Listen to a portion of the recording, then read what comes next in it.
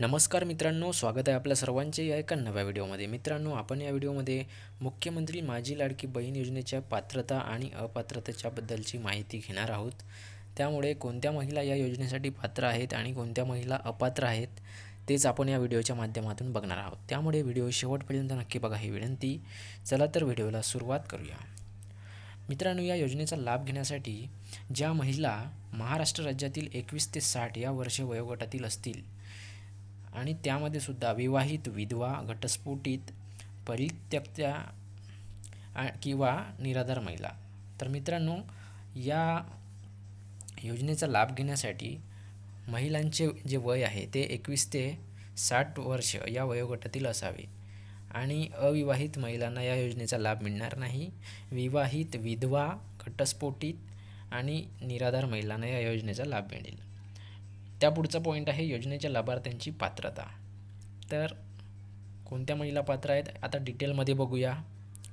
लाभार्थी महिला महाराष्ट्र राज्याचे रहिवासी असणे आवश्यक आहे। मित्रांनो, ज्या महिलांना या योजनेचा लाभ घ्यायचा आहे तर त्यासाठी लाभार्थी महिला महाराष्ट्र राज्याचे रहिवासी असणे आवश्यक आहे। पॉईंट नंबर 2, राज्यातील विवाहित, विधवा, घटस्फोटित, परित्यक्त्या आणि निराधार महिला यांना सुद्धा या योजनेचा लाभ मिळेल। नंबर 3, किमान वयाची 21 वर्षे पूर्ण व कमाल वयाची 60 वर्ष पूर्ण होईपर्यंत।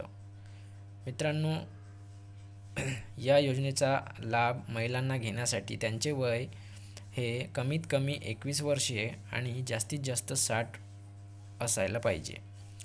नंतरचा पॉईंट आहे सदर योजनेअंतर्गत लाभ घेण्यासाठी अर्ज करणाऱ्या लाभार्थ्यांचे बँक खाते असणे आवश्यक आहे।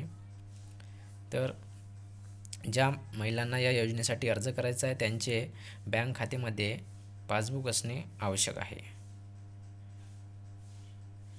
पुढचा पॉईंट आहे लाभार्थी कुटुंबाचे वार्षिक उत्पन्न रक्कम 2.5 लाखापेक्षा जास्त नसावे। तर ज्या महिलांना या योजनेसाठी फॉर्म भरायचा आहे त्यांच्या कुटुंबातील वार्षिक उत्पन्न हे 2.5 लाखापेक्षा जास्त नसावे। आता बघूया कोणत्या महिला या योजनेसाठी अपात्र ठरणार आहेत। तर पहिला पॉईंट आहे ज्यांच्या कुटुंबाचे एकत्रित वार्षिक उत्पन्न 2.5 लाख रुपयांपेक्षा अधिक आहे अशा महिला या योजनेसाठी अपात्र ठरतील। त्याच्यानंतरचा पॉईंट आहे ज्याच्या कुटुंबातील सदस्य आयकरदाता आहे। तर मित्रांनो, ज्या कुटुंबातील सदस्य हा इन्कम टॅक्स भरत असेल तर अशा महिलांना या योजनेसाठी अपात्र ठरवण्यात येईल।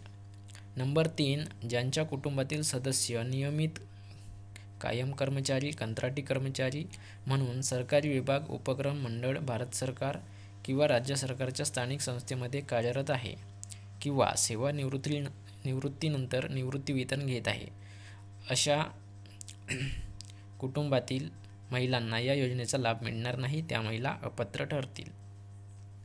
त्या पुढचा पॉईंट आहे सदर लाभार्थी महिलेने शासनाच्या इतर विभागामार्फत राबवण्यात येणाऱ्या आर्थिक योजनेद्वारे ₹1500 पेक्षा जास्त लाभ घेतला असेल तर अशा महिलांना सुद्धा या मुख्यमंत्री माझी लाडकी बहीण योजनेचा लाभ घेता येणार नाही। त्याच्या पुढचा पॉईंट आहे ज्यांच्या कुटुंबातील सदस्य विद्यमान किंवा माजी खासदार किंवा आमदार असेल अशांना सुद्धा या योजनेचा लाभ घेता येणार नाही। पुढचा पॉईंट आहे ज्यांच्या कुटुंबातील सदस्य भारत सरकार किंवा राज्य सरकारच्या बोर्ड, कॉर्पोरेशन, बोर्ड उपक्रमाचे अध्यक्ष, उपाध्यक्ष, संचालक, सदस्य आहे।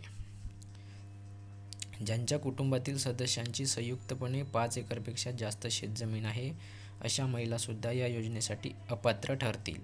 मित्रांनो, ही खूप महत्त्वाचा पॉईंट आहे। तुमच्या कुटुंबातील सदस्यांची संयुक्तपणे 5 एकरपेक्षा जास्त शेतजमीन असेल तर अशा महिलांसुद्धा या योजनेसाठी अपात्र ठरतील। पॉईंट नंबर 8, ज्यांच्याकडे 4 चाकी वाहने, ट्रॅक्टर वगळून त्यांच्या कुटुंबातील सदस्यांच्या नावावर नोंदणीकृत आहे अशा महिलासुद्धा या योजनेसाठी अपात्र ठरतील। तर मित्रांनो, अशा पद्धतीने आपण या व्हिडिओमध्ये कोणत्या महिला पात्र आणि कोणत्या महिला अपात्र ठरतील याची माहिती बघितलेली आहे। मित्रांनो, जर हा व्हिडिओ तुम्हाला आवडला असेल तर व्हिडिओला लाईक करा, हा व्हिडिओ जास्तीत जास्त शेअर करा आणि चॅनलवर पहिल्यांदा झालेला असाल तर चॅनलला नक्कीच सबस्क्राईब करा। आपण लवकरच भेटूया पुढील व्हिडिओमध्ये, तोपर्यंत धन्यवाद।